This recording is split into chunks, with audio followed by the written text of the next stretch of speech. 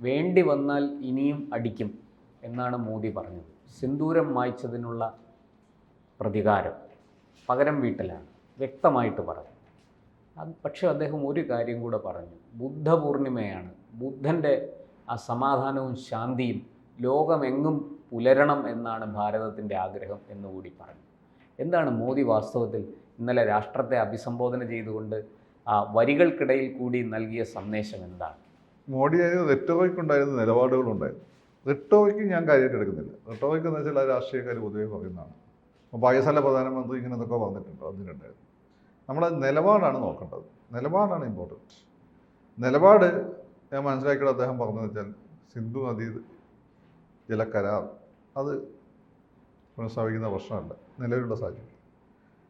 അത് റദ്ദാക്കിയതാണ്. നിലവിലുള്ള സാഹചര്യത്തെ പുനഃപരിശോധിക്കില്ല എന്നായിരിക്കും അദ്ദേഹം പറഞ്ഞാലും ഇല്ലെങ്കിൽ ആ രീതിയിലാണ് അത് വരിക. അല്ല ഒരിക്കലും പുനരാലോചിക്കില്ല എന്നല്ല. സാഹചര്യങ്ങൾ അവർ എന്താണ് നമ്മളെ വഴിക്ക് വന്നാൽ നമ്മൾ ആലോചിക്കും, അല്ലെങ്കിൽ ഇല്ല. രണ്ടാമത്തെ കാര്യം ചർച്ച പിഒകനെ പറ്റി ഭീകരതയെ പറ്റി മാത്രമേ ഉള്ളൂ. ഇതാണ് ഒരു നിലപാട്. പിന്നെ ഒരേ സമയം തന്നെ ഇനി കച്ചവടവും ഈ പറഞ്ഞ ഭീകരത ഒരുമിച്ച് പോകില്ല. അപ്പോൾ കച്ചവടം ഒന്നും സാധിക്കുന്ന പരിപാടിയില്ല. നിലവിൽ ഇതൊക്കെ ക്ലോസ് ഉണ്ട്. അദ്ദേഹം പറഞ്ഞാലില്ലെങ്കിൽ നിലവിലെ സാഹചര്യത്തിലാണ്. അങ്ങനെ പ്രശ്നങ്ങൾ ഓക്കെ ആയി പാകിസ്ഥാൻ നല്ല കുട്ടിയായി കഴിഞ്ഞാൽ പ്രശ്നമൊന്നുമില്ല. നല്ല കുട്ടി ആവാത്തതാണ് പ്രശ്നം. അദ്ദേഹം ആവർത്തിച്ച് പറയുകയും ചെയ്യുന്നുണ്ട്. ഒരേ സമയം നമുക്ക് ജലവും രക്തവും ഒഴുക്കാൻ പറ്റും. അതെ, അത് ആവർത്തിച്ചു. അപ്പോൾ ഞാൻ ആ നിലപാട് റിട്ടോറിക് രാഷ്ട്രീയക്കാരുടെ യാതൊരു ഞാൻ നോക്കാറില്ല. അത് റിട്ടോറിക്കാണ്. അതുകൊട്ടെ പിന്നെ ഈ നിലപാടുകളാണ് പ്രധാനമായിട്ടുള്ളത്. ഇത്തരം ഒരു നിലപാടാണ് ഇദ്ദേഹത്തെയും ഈ പഴയ കോൺഗ്രസ് പ്രധാനമന്ത്രിമാരെയും വ്യത്യസ്തനാക്കുന്നത്. അതുകൊണ്ടാണ് ഇപ്പം കോൺഗ്രസുകളുടെ കാലഘട്ടത്തിൽ ഞാൻ അവരെ കുറ്റം പറയില്ല. കാരണം വെച്ചാൽ അവർ ഈ പരമാവധി ഇൻ്റർനാഷണൽ കമ്മ്യൂണിറ്റിയുടെ ഒരു ദോഷം ഇന്ത്യയിലേക്ക് വരുത്താതെ അത് എല്ലാവരെയും പരമാവധി സന്തോഷിപ്പിച്ചുകൊണ്ട് രാജ്യത്തിന് വലിയ കേടുപാടില്ലാതെ പോകാന്നുള്ള ലൈനായിരുന്നു കോൺഗ്രസിൻ്റെ ഒരു ലൈൻ. പക്ഷെ മോഡിയുടെ ലൈനിന് ഡിഫറൻ്റ് ആണ്. ഇപ്പം ഇൻ്റർനാഷണൽ കമ്മ്യൂണിറ്റി നിങ്ങൾ എന്ത് വിചാരിച്ചാലും നമുക്കൊരു അടി കിട്ടിയാൽ നമ്മൾ തിരിച്ചു കൊടുക്കും എന്ന് അത് വളരെ കൃത്യമായിട്ട് അദ്ദേഹത്തിൻ്റെ ടൈം കാണിച്ചിട്ടുണ്ട്. 2 തവണ 3 തവണ കാണിച്ചല്ലോ. അവിടെ 2 അറ്റാക്ക്, പത്താൻകോട്ടിന് പകരം ഉറി, പുൽവാമയ്ക്ക് പകരം ബലാക്കോട്ട്, ബർമയിലെ ഹോട്ട് പോസ്റ്യൂട്ട്. ഇപ്പോഴിതാ ബർമയിൽ മുമ്പ് കോൺഗ്രസ് നടത്തിയിരുന്നു, പക്ഷെ അവരെ അതൊക്കെ പബ്ലിഷ് ചെയ്യില്ലായിരുന്നു. ഇതൊക്കെ തിരിച്ച് ക്രോസ് ബോർഡർ മുമ്പ് നടന്നിട്ടുണ്ട്, പക്ഷെ അത് പബ്ലിഷ് ചെയ്യില്ല. കാരണം ഇന്റർനാഷണൽ കമ്മ്യൂണിറ്റിയുടെ മുന്നിൽ ഇന്ത്യ ഒരു എന്താണ് ഇത്തരം അതിക്രമങ്ങൾ നല്ല കുട്ടിയായിരിക്കാൻ വേണ്ടി അത് പുറത്ത് പറയാറുണ്ടായിരുന്നു. മോഡിയെ സംബന്ധിച്ചിടത്തോളം മോഡി ഒരു ആൽഫ മെയിലാണ്. നമുക്കിങ്ങനെ കോയി ആയിട്ട് നിൽക്കേണ്ട ആവശ്യമില്ല. കോയി ഇംഗ്ലീഷ് വാക്കിൻ്റെ അർത്ഥം അറിയാലോ. അങ്ങനെ വിനയാന്വിതനായിട്ട് നിൽക്കേണ്ട ഒരു ആവശ്യമില്ല. അപ്പോൾ അദ്ദേഹം പറഞ്ഞു ഇത് ഞങ്ങൾ ചെയ്തിട്ടുണ്ട് എന്നുള്ള അങ്ങോട്ട് അടിച്ചിട്ടുണ്ട്. അപ്പോൾ ആ നിലപാടിൽ നിന്ന് മാറ്റമില്ല എന്നുള്ളതാണ് ഇന്നലെ പറഞ്ഞതിൻ്റെ ഒരു. പക്ഷെ അദ്ദേഹം ഈ പറഞ്ഞ കൂട്ടത്തിൽ ഒരു കാര്യം കൂടി പറഞ്ഞു. ഭീകരതയെ സഹായിക്കുന്നവരെ അവർ ഞങ്ങളുടെ ശത്രുക്കൾ തന്നെയാണ്. അത് പാകിസ്ഥാനാണ്. പക്ഷെ ഇന്റേണലായിട്ട് സഹായിക്കുന്ന ആളുകൾ എന്ത് ചെയ്യും? ഇവിടെ ഭീകരത സഹായിക്കുന്ന കുറേ ആളുകൾ ഇന്റേണലി ഉണ്ട്, പത്രത്തിലുണ്ട്, രാഷ്ട്രീയ പാർട്ടികളിലുണ്ട്. ഇവരെന്ത് ചെയ്യും? ഇവരാരാന്നൊക്കെ നമുക്കൊക്കെ അറിയാം. പക്ഷെ അതിന് തെളിവുണ്ടല്ലോ ഗവൺമെൻറ് അതിന് എന്താ ആക്ട് ചെയ്യാത്തത്? ഞാൻ ആഗ്രഹിക്കുന്നത് അതാണ്. We have to flush them out. സമ്പൂർണ്ണമായിട്ടും തുറച്ചു നിൽക്കണം. ഇവിടുന്ന് ഒരു ലോജിസ്റ്റിക് സപ്പോർട്ട് കിട്ടുന്നതുകൊണ്ടാണ് ഇവർ ആക്രമിക്കുന്നത്. ഇവരൊരു ജയിലിൽ കുടുക്കി കഴിഞ്ഞാൽ ആദ്യത്തെ ഈ പറയുന്നതിൻ്റെ ബഹളം അടങ്ങി ഇവരെ രക്ഷപ്പെടുത്താൻ ആളുകൾ വരുന്നുണ്ട്. ഇവർക്ക് വേണ്ടി നല്ല വക്കീലന്മാർ വരുന്നുണ്ട്.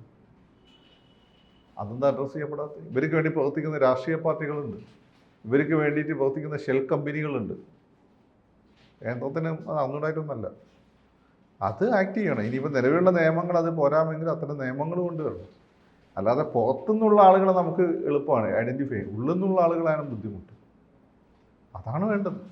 അവിടെ എന്ത് ചെയ്യുന്നു എന്നുള്ള. പിന്നെ ഈ രാഷ്ട്രീയ എതിരാളികളുടെ നേരെ എൻഫോഴ്സ്മെൻറ്റ് ഉപയോഗിക്കുക അത്തരം കാര്യം എനിക്ക് യോജിപ്പൊന്നുമില്ല. പക്ഷേ എൻഫോഴ്സ്മെൻ്റ് എന്നാണെങ്കിൽ എന്തിനുപയോഗിച്ചിട്ടാണെങ്കിലും രാജ്യവിരുദ്ധ ശക്തികളെ സഹായിക്കുന്നവരെ, അത് വാക്കുകൊണ്ടാണെങ്കിലും പ്രവൃത്തി കൊണ്ടാണ്. ചിലപ്പോൾ വാക്കുകൊണ്ട് മതി. നമ്മൾ ഭയങ്കര ബഹുമാനിക്കുന്ന ഒരാൾ വാക്കുകൊണ്ട്, ഞാനങ്ങനെ ഒരുപാട് എന്താ പറയുക, ഇത്തരം ആളുകളുടെ വാക്ക് കേട്ടിട്ട് ഇൻഫ്ലുവൻസ്ഡ് ആയി പോയിട്ടുള്ള ആളാണ്. അത് തിരിച്ചറിഞ്ഞപ്പോഴാണ് ഞാനത് നിർത്തിയത്. അതിന് മുമ്പ് ഞാൻ പല നിലപാടെടുക്കുമ്പോൾ നിങ്ങൾക്ക് പോകുന്നുണ്ട്. ബി ജെ പിക്കാർ എന്ത് പറഞ്ഞാൽ ഞാൻ അതിൻ്റെ ഓപ്പോസിറ്റ് അറിയായിരുന്നു. മോഡി എന്ത് പറഞ്ഞാൽ ഞാൻ നെഗറ്റീവ് അറിയാം. അതെന്തുകൊണ്ടാണ്? അത് എന്നെ സ്വാധീനിക്കുന്ന രാഷ്ട്രീയക്കാരുണ്ട്. ഇവർ ഒരുത്തം പോലും മുസ്ലിമല്ല, മുസ്ലിം പാർട്ടിയും അല്ല. എല്ലാം സെക്കുലർ പാർട്ടികൾ, ക്രിസ്ത്യൻസുമാണ്. അതുകൊണ്ടാണ് ഞാൻ അവരെ ടേക്കൺ ഫോർ ഗ്രാൻറ്റഡ് ആയിട്ട് എടുത്തിരുന്നത്. പക്ഷേ ഒരു ഘട്ടത്തിയപ്പം എനിക്ക് മനസ്സിലായി ശരിയാവില്ല. കാരണം ഇവർ പറയുന്നതിന് അറിഞ്ഞോ അറിയാതെയോ സഹായകരമാവുന്നത് ഈ പറയുന്ന രാജ്യവിരുദ്ധ ശക്തികൾക്കാണ്. അത് ശരിയാവില്ല എന്ന് എനിക്ക് മനസ്സിലായ നിമിഷം ഞാൻ ഫാക്ട് ബേസ്ഡ് ആയി. മനസ്സിലായില്ലേ? അതൊരു ഘടകമാണ്. അതിൽ പക്ഷേ കുറേ ആളുകൾ ഇപ്പം തിരുത്തി. ഈ ഒരു അക്രമത്തിൻ്റെ സമയത്ത് നമ്മൾ കണ്ടതെന്ന് വെച്ചാൽ കുറേ ആളുകൾ തിരുത്തി. എങ്കിലും തിരുത്താൻ മടിയുള്ള ആളുകളുണ്ട്, ഒരു അവസരത്തിന് വേണ്ടി കാത്തു നിൽക്കുന്ന ആളുകളുണ്ട്, വിദേശ മാധ്യമങ്ങളും മറ്റും ഇന്ത്യക്കെതിരെ പടച്ചുവിടുന്ന കാര്യങ്ങൾ ഇവിടെ വെച്ച് ആഘോഷിക്കുന്നവരുണ്ട്. അമേരിക്കയുടെ ഏജന്റുമാർ ഇഷ്ടം പോലെ ഉണ്ട്, CIA ഇഷ്ടം പോലെ ഡീപ് സ്റ്റേറ്റിന് ധാരാളം ഏജന്റുമാർ ഇന്ത്യയിലുണ്ട്. അവർ നന്നായി പണിയെടുക്കുന്നുണ്ട്. അവർ ഞാൻ ഒരു കാര്യം കൂടി പറഞ്ഞുതരാം. അവർ മുസ്ലിം വിരുദ്ധ പറഞ്ഞ ഏറ്റവും കൂടുതൽ സ്വാധീനിച്ചിട്ടുള്ളത് RSSനെയാണ്. RSSന്റെ അനുയായികളാണ്. RSS പ്രസ്ഥാനത്തല്ല പറഞ്ഞത്, ലീഡർഷിപ്പിനല്ല. RSSന്റെ അനുയായികൾ അവർ നല്ല രീതിയിൽ സ്വാധീനിച്ചിട്ടുണ്ട്. ആര് പേരൊന്നും ഞാൻ പറയുന്നില്ല. ഇപ്പോൾ നിങ്ങൾക്ക് ഏതാണ്ട് ആളൊക്കെ പിടിയിട്ടുണ്ടാവും. ഇവർ ഈ മുസ്ലിം വിരുദ്ധ പറഞ്ഞ RSSകാർ വീഴുമെന്നുള്ളതുകൊണ്ട് അത് പറഞ്ഞിട്ട് അവരവരുടെ അജണ്ട നടക്കും. ഇപ്പോൾ പക്ഷേ അവർക്ക് ചില സമയങ്ങളിൽ അവരുടെ മുഖം പുറത്ത് വരും, വന്നേ പറ്റുള്ളൂ. അതിനാണല്ലോ അവരവിടെ അവർ അപ്പോയിൻറ്റ് ചെയ്തിരിക്കുന്നത്. പുറത്ത് വന്ന് കണ്ടല്ലോ. ഇനി അങ്ങനെ കുറേ എണ്ണം ഉണ്ട്, അതുകൂടി മനസ്സിലാക്കണം. അപ്പം ഇതൊരു ടോട്ടൽ വാഗാണ്. ഇന്റേണലി ആണെങ്കിൽ എക്സ്റ്റേണലി ആണ്, ടോട്ടൽ വാഗാണ് തുറന്നതിട്ടുള്ളത്. ആ ടോട്ടൽ വാഗ് കോംപ്രമൈസ് ഇല്ലാതെ നടപ്പിലാക്കണം. അതായത് മുസ്ലിങ്ങൾ ചീത്ത പറഞ്ഞുകൊണ്ട് ഒരുത്തൻ അവിടെ കിടന്നോട്ടെ വിചാരിക്കില്ല. മുസ്ലിമിനായി എന്തിനാ ചീത്ത പറയുകയാണെങ്കിലും അവൻ്റെ ഉദ്ദേശം രാജ്യ താല്പര്യത്തിന് വിരുദ്ധമാണെങ്കിൽ മുഖം നോക്കാതെ ഫിനിഷിങ് ഞാൻ പറഞ്ഞത് കൊല്ലാൻ വേണ്ടി ജയില് പിടിച്ചിട്ട്. ഇപ്പോൾ വ്യക്തമായിട്ടൊരു കാര്യം നരേന്ദ്രമോദി പറഞ്ഞത്, പാകിസ്ഥാൻ സൈന്യം അതിൻ്റെ director general of military operations നേരിട്ട് വിളിക്കുകയും ശരിക്കും കേണപേക്ഷിക്കുകയും ചെയ്തു. അതുകൊണ്ടാണ് നമ്മൾ ഈ ആക്രമണം, ഈ തിരിച്ചടി നമ്മൾ താൽക്കാലികമായിട്ടെങ്കിലും അവസാനിപ്പിക്കുന്നത്. പക്ഷേ ഓപ്പറേഷൻ സിന്ദൂർ തുടരും. ഒരർത്ഥത്തിൽ ശരിക്കും അത് പാകിസ്ഥാൻ്റെ ഈ DGMOയുമായിട്ടുള്ള ആ സംസാരത്തെക്കുറിച്ചാണ് പറഞ്ഞതെങ്കിലും അത് ഈ അമേരിക്ക അവകാശപ്പെടുന്ന ആ വെടിനിർത്തലിന് ഞങ്ങളാണേ കാരണം എന്ന അവകാശപ്പെടലിന് കൃത്യമായൊരു മറുപടി. അതിനുള്ള ഒഫീഷ്യൽ ഇന്ത്യൻ വേർഷനാണ്, അല്ല ഇന്ത്യൻ മറുപടിയാണ് ഈ പറഞ്ഞിട്ടുള്ളത്. പക്ഷെ അതിൽ ഞാൻ എടുക്കുന്ന ഒരു ഏറ്റവും പ്രധാനപ്പെട്ട കാര്യം എന്നുള്ള ഓപ്പറേഷൻ സിന്ധു തുടരും എന്നുള്ളതാണ്. അതെ, ആ ഓപ്പറേഷൻ അവസാനിച്ചിട്ടില്ല. അതാണ് എൻ്റെ കാര്യം. അപ്പോൾ ഇനിയൊരു പ്രകോപനം ഉണ്ടെങ്കിൽ അത് തുടരും. അതൊരു മെസ്സേജാണ്, അല്ലാതെ അവസാനിച്ചിട്ടില്ല. തൽക്കാലം നിർത്തി വെച്ചിരിക്കുന്നു ഇന്നെന്ന കാരണങ്ങൾ കൊണ്ട്. പക്ഷേ അത് തുടരും. ആ തുടരും എന്നുള്ളതാണ് അതിലെത്തി മോദി കൊടുക്കുന്ന മെസ്സേജ്. അതാണ് തുടരും. ഇങ്ങോട്ട് വന്നാൽ അങ്ങോട്ട് കളിക്കും എന്നുള്ള ആ ഒരു മെസ്സേജാണ്. ബാക്കി ഒരുപാട് ഇന്റർനാഷണൽ മര്യാദകളൊക്കെ ഉണ്ടല്ലോ. ഇന്ത്യ പരമാവധി ഇന്റർനാഷണൽ മര്യാദകളെ പാലിക്കുന്ന ഒരു രാജ്യമാണ്. പിന്നെ നമ്മൾ എന്തൊക്കെ പറഞ്ഞാലും നമ്മൾ ആളുകൾ മനസ്സിലാക്കേണ്ട കാര്യമുണ്ട്. നമ്മൾ ഇന്റർനാഷണലി ഒരു മിലിറ്ററി പവർ എന്ന രീതിയിൽ റഷ്യയ്ക്കും അമേരിക്കയ്ക്കും ചൈനയ്ക്കും ഇസ്രായേലിൻ്റെയും താഴെയാണ്. പക്ഷേ നമ്മളെ കരസേനയുടെ ബലം വെച്ച് നോക്കുമ്പോൾ നമ്മളൊരു പക്ഷേ ഇസ്രായേലിൻ്റെ മുകളിലായിരിക്കാം. പക്ഷേ എയർ പവറിൻ്റെ കാര്യത്തിലൊക്കെ ഇസ്രായേലിൻ്റെ വിമാനങ്ങൾ, ഇസ്രായേലിന് സ്വന്തമായ വിമാനം അല്ലെങ്കിൽ പോലും അമേരിക്കയുടെ ഏറ്റവും പുതിയ വിമാനങ്ങളും ഏറ്റവും പുതിയ ടെക്നോളജി അവർ കിട്ടുന്നു. ഇത് നമ്മൾ റിയലൈസ് ചെയ്യണം. അപ്പോൾ നമ്മളൊരു കാര്യത്തിൽ ആരും അൽസി അശോകം പോയിട്ട് സോണിയനോട് ഫൈറ്റ് ചെയ്ത പോലെ ആയിപ്പോവും. അപ്പോൾ ആളുകളെ പലപ്പോഴും നമുക്ക് ഇനി അമേരിക്കനെ തോൽപ്പിക്കാമെന്ന് ചോദിച്ചാൽ നമ്മൾ ആളുകൾക്കുണ്ട്. ഈ തെറ്റിദ്ധാരണ നമ്മൾ പറഞ്ഞു തന്നെയാണോ? അമേരിക്കനെ തോൽപ്പിക്കാനുള്ള ശക്തി ഇന്നിപ്പോൾ ലോകത്ത് ഒരു രാജ്യത്തിനുമില്ല. അത് നമ്മൾ ഉൾപ്പെടെ ആർക്കും ഇല്ല. അപ്പോൾ അമേരിക്ക എന്നൊരു വലിയ ശക്തി അവിടെ ഉണ്ട്. അവർക്ക് അവരുടെ താല്പര്യത്തിൻ്റെ പുറത്ത് നമുക്കെതിരെ അവർ കുറച്ചൊക്കെ എനിമിറ്റിക്കലാണ്, അല്ലെങ്കിൽ ചില ഹോസ്റ്റിലിറ്റി ഉണ്ട് അവർ. പക്ഷേ അതേസമയം തന്നെ അവരെ നമുക്ക് ഡിഫൈ ചെയ്യാൻ പറ്റില്ല. അത് നമ്മൾ മനസ്സിലാക്കണം. ഇസ്രായേൽ ഫയർ പവറിൻ്റെ കാര്യത്തിൽ നമ്മളെക്കാട്ടും ശക്തിയുള്ള രാജ്യമാണ്. കാരണം ഇസ്രായേൽ എന്ന രാജ്യം മാത്രമേ കാണാം, അമേരിക്കൻ്റെ അറ്റാച്ച്മെൻ്റാണ്.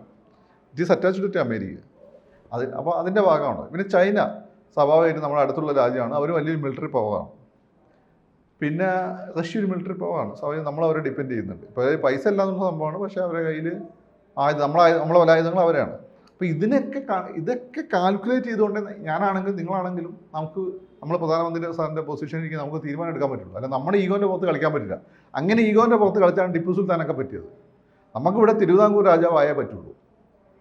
ടിപ്പു സുൽത്താൻ എന്താ പറ്റിയത്? ടിപ്പു സുൽത്താൻ വന്ന് എനിക്ക് ഒരു ദിവസം നരിയായിട്ട് ജീവിക്കണം, ആയുഷ്കാലം പശുവായിട്ട് ജീവിക്കണം. അവസാനം എന്തായി? അപ്പോൾ അയാളുടെ കുടുംബക്കാർ മൊത്തം കൽക്കത്തയിലിട്ട് ടയറിന് കാറ്റിൻ്റെ സൈക്കിളിൻ്റെ പഞ്ച ഒട്ടിച്ചാണ് ജീവിക്കുകയാണ്, അല്ലെങ്കിൽ ഓട്ടോ ഓടിച്ച് ജീവിക്കുകയാണ്. തിരുവിതാംകൂർ രാജാവ് എന്താ ചെയ്തത്? മാർത്താണ്ഡവർമ്മയ്ക്ക് മനസ്സിലായി ബ്രിട്ടീഷുകാർ എന്താന്ന്. അപ്പോൾ പിണക്കിയാൽ ശരിയാവില്ല.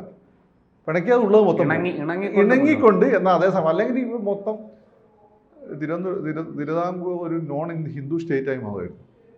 മാർത്താണ്ഡാകുമ്പോൾ അത്രയും വലിയ വിഷ്ണുതയായതുകൊണ്ടാണ് അത് അങ്ങനെ അല്ലാതെ പോയത്. അപ്പോൾ എന്ത് ചെയ്യുന്നു, തിരുവിതാംകൂറിൻ്റെ ഓട്ടോണമി നിലനിർത്തുകയും ചെയ്തു, എന്നാൽ അവരെ പണിക്കുകയും ചെയ്തു. അങ്ങനെ ഒരു നയതന്ത്രമാണ്, അങ്ങനെ ഒരു സംഭവമാണ് വേണ്ടത്. എന്നാൽ തിരുവിതാംകൂർ സ്ട്രോങ് ആയി നിൽക്കുകയും ചെയ്തു. മോദിയും അങ്ങനെ ഒരു നയതന്ത്രമാണ് സ്വീകരിച്ചിരിക്കുന്നത്. കാരണം ഇന്ത്യയിൽ ഇത്രയും കാലത്ത് ഹിസ്റ്ററിയിൽ പൂർണ്ണമായി ഹിന്ദു രാജ്യമായി നിലനിന്ന ഒരേ ഒരു രാജ്യമേ ഉള്ളൂ, അതായത് തിരുവിതാംകൂറാണ്. നോ മുസ്ലിം, നോ ക്രിസ്ത്യൻ, നത്തിങ്. മനസ്സിലായില്ലേ? അപ്പോൾ തിരുവിതാംകൂറിന് ഇന്ത്യയിലെ ഭരണാധികാരികൾക്ക് ഒരുപാട് കാര്യങ്ങൾ പഠിക്കാനുണ്ട്. മാർത്താണ്ഡാകുമ്പോൾ നിങ്ങൾ വിചാരിക്കുന്ന പോലെ ഒന്നല്ല, അങ്ങനെ ഒരു സംഭവമായിരുന്നു. കൂടുതൽ വാർത്തകളും വിശേഷങ്ങളും നിങ്ങളിലേക്ക് എത്താൻ ABC മലയാളം സബ്സ്ക്രൈബ് ചെയ്യുക, ബെൽ ബട്ടണും അമർത്തുക.